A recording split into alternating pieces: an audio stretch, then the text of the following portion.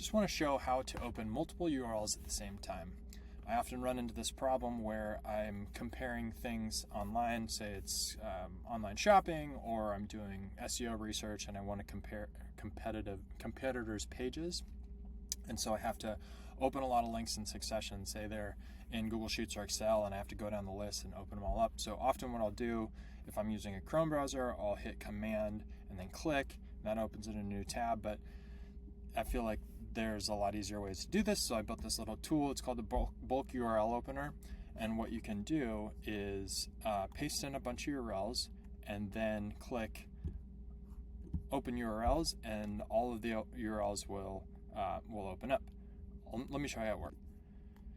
Here's a handful of URLs I have from the same site, and maybe I just want to look at all of them to really explore this in email finder.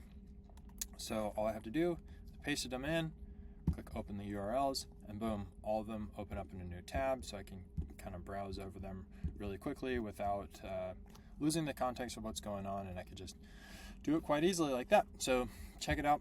The URL is right here, and I'll link it in the video notes too.